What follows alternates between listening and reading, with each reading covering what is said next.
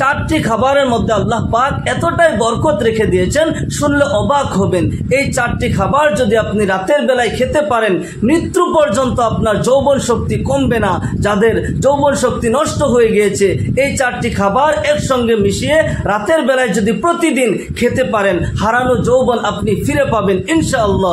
এই চারটি খাবারের কথা আল্লাহ পাক রব্বুল আলামিন কুরআন আল কারিমে বারবার বলেছেন। রাসূল পাক সাল্লাল্লাহু আলাইহি ওয়াসাল্লাম হাদিস শরীফে এই চারটি খাবারের কথা বারবার বলেছেন। রাসূলুল্লাহ সাল্লাল্লাহু আলাইহি ওয়াসাল্লাম এই চারটি খাবারকে শিফা বলেছেন। আল্লাহ পাক এই চারটি খাবারকে শিফা বলেছেন। দেখেন, যৌবন হলো জীবনের একটি ইম্পর্টেন্ট পার্ট। যাদের যৌবন শক্তি নষ্ট হয়ে গিয়েছে, তাদের মতো পুরা কপাল আর কার হতে পারে? দূষিত আবহাওয়া ও পুষ্টিকর খাবারের কারণে আজকের যুব সমাজ অল্প বয়সে যৌবন শক্তি হারিয়ে ফেলছে। তবে এই চারটি খাবারের কথা আজ আমি আপনাদেরকে সাজেস্ট করব কোরআন এবং হাদিস থেকে। এই খাবারগুলো যদি আপনি রাতের বেলায় নিয়মিত খেতে পারেন, ইনশাআল্লাহ 80 বছর বয়স হয়ে গেলেও আল্লাহ পাক আপনার যৌবন শক্তি ঠিক রাখবে ইনশাআল্লাহ। এক নম্বরে হলো কালো জিরা। সহিহ বুখারী 5687 নম্বর হাদিস। আল্লাহ রাসূল সাল্লাল্লাহু আলাইহি ওয়াসাল্লাম ইরশাদ করেন, ইন্না হাযিহিল হাব্বাতাস সাউদা শিফাউম মিন কুল্লি দাইন। এই কালো জিরা মৃত্যু ব্যতীত সকল বেমারের ঔষধ। আল্লাহু আকবার। হযরতে খালিদ বিন সাদ রাদিয়াল্লাহু তাআলা হইতে বর্ণিত, তিনি বলেন, আমরা যখন যুদ্ধ ময়দান থেকে বাড়ি ফিরে আসার সময় রাস্তায় আমাদের একজন সাথী অসুস্থ হয়ে যায়। আমরা অনেক চিকিৎসা করি কিন্তু ভালো হয় না। বাড়িতে আসার পর হযরতে ইবনে আতিককে যখন ডাকা হয়, তিনি এসে বলেন যে 5টি কিংবা তো 7টি কালো জিরা তিনাকে খাওয়াই দেওয়া হোক। যখন এই কালো জিরার দানা খাওয়াই দেওয়া হলো, তখন তিনি সুস্থ হয়ে গেলেন। হযরত ইবনে আতিক বলেন, আমি হযরতে আয়েশা সিদ্দিকা রাদিয়াল্লাহু আনহা থেকে শুনেছি, তিনি বলেন, আল্লাহর রাসূল সাল্লাল্লাহু আলাইহি ওয়াসাল্লাম ইরশাদ করেছেন, ইন্না হাযিহিল হাব্বাতাস সাউদা শিফাউম মিন কুল্লি দাইন ইল্লা সাম। আল্লাহর রাসূল সাল্লাল্লাহু আলাইহি ওয়াসাল্লাম ইরশাদ করেন, এই কালো জিরা সকল বেমারের ঔষধ ইল্লা সাম। যখন সাম বলা হলো, মা আয়েশা সিদ্দিকা রাদিয়াল্লাহু আনহা বলেন, আমি প্রশ্ন করলাম, ইয়া রাসূলুল্লাহ সাল্লাল্লাহু আলাইহি ওয়াসাল্লাম, সাম মানে কি? ক্বালা আল মাউত, সেটা হলো মৌত, মৃত্যু ব্যতীত এই কালো জিরা সকল বেমারের ঔষধ। আল্লাহু আকবার। সেজন্য কালো জিরা আমাদের সকলের ঘরে কালো জিরা থাকাটা উচিত। আল্লাহ রাসূল সাল্লাল্লাহু আলাইহি ওয়াসাল্লাম সকল বেমারের ঔষধ বলেছেন। 2 নম্বর খাবার হলো খেজুর। কুরআন আল কারীমের সূরা মারইয়াম আয়াত নম্বর 25 আল্লাহ পাক রব্বুল আলামিন ইরশাদ করেন, ওহুজ্জি ইলাইকি বিজিজইন নাখলা তুসাকিত আলাইকি রুতবান জানিয়া। হযরত মারইয়াম আলাইহিস সালাম, ঈসা আলাইহিস সালামের মা মারইয়াম, যখন তিনার প্রসব বেদনা উঠল, তিনি চিন্তা করতে লাগলো, যখন লোকে আমাকে জিজ্ঞাসা করবে এই সন্তানের বাবা কে, আমি তো বলতে পারবো না। তিনি অস্থির হয়ে গেলেন। মারইয়াম আলাইহিস সালাম আল্লাহর ঘর কাবা শরীফে ইবাদত করতেন। হযরত মারইয়াম আলাইহিস সালাম আল্লাহর ঘরে যখন আল্লাহর ইবাদতে মগ্ন ছিলেন, এমন অবস্থায় আল্লাহ তাআলা কুদরতিভাবে ঈসা আলাইহিস সালামের রূহ মারইয়াম আলাইহিস সালামের গর্ভে আল্লাহ তাআলা দিয়ে দিলেন। মারইয়াম আলাইহিস সালাম চিন্তা করলেন যে মানুষ যখন জিজ্ঞাসা করবে আমি কি উত্তর দিব?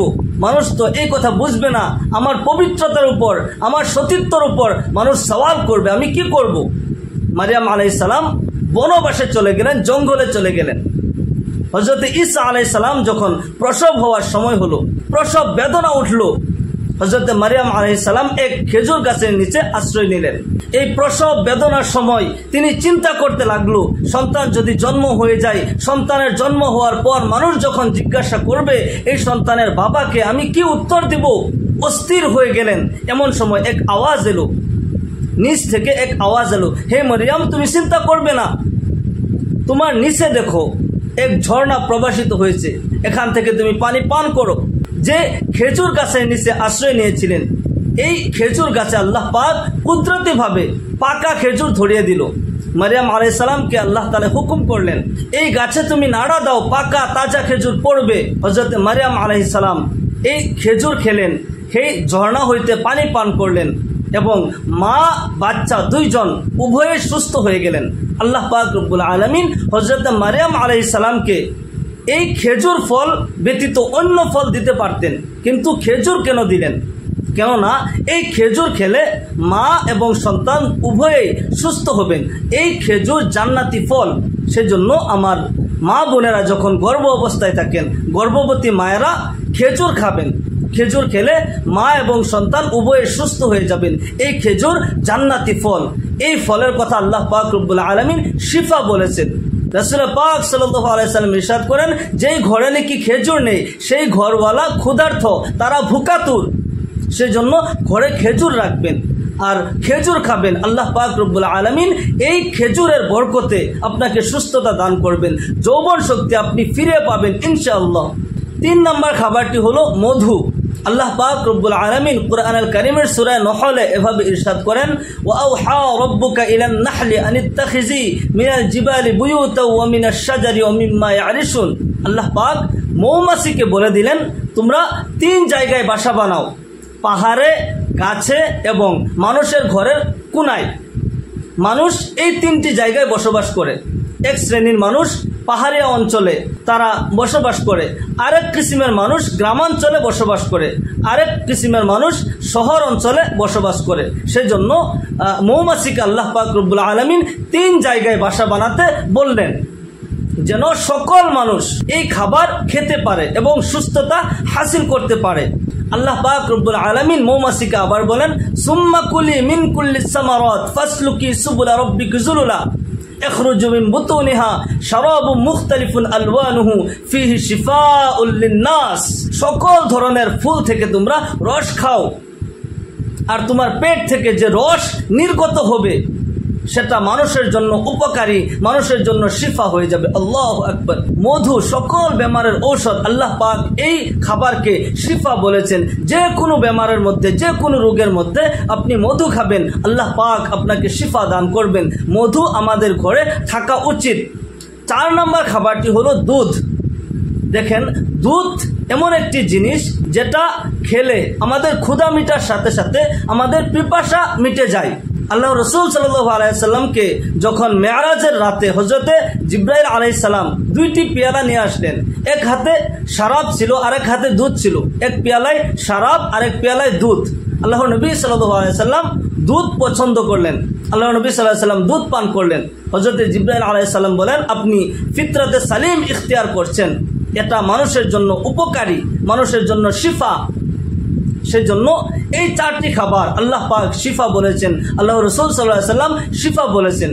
যাদের যৌবন শক্তি হারিয়ে ফেলছেন, নষ্ট হয়ে গেছে, এই 4টি খাবার একসঙ্গে মিশিয়ে খাবেন। রাত্রে শোয়ার আগে কালো জিরা পিষে গুঁড়া করে দুধের মধ্যে দিয়ে আপনি খাবেন।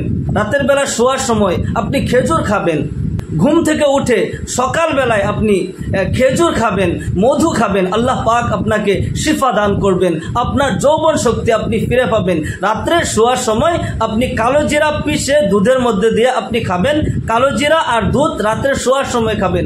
আপনি সকালবেলায় খেজুর এবং মধু আপনি সকালবেলায় খাবেন। আল্লাহ পাক রব্বুল আলামিন আপনাকে শিফা দান করবেন। 80 বছর বয়স পর্যন্ত আপনার যৌবন শক্তি ঠিক থাকবে। আল্লাহ তাআলা আপনাকে সুস্থ রাখবেন। এই খাবারটি আমাদের ঘরে থাকা উচিত। আমরা সবাই এই খাবারটি সহজে আমরা পাই, সেজন্য সকলে যেন এই খাবারের ইহতিমাম করি। আল্লাহ তাআলা আমাদের সবাইকে কোয়া শোনার থেকে বেশি বেশি আমলের তৌফিক দান করুন।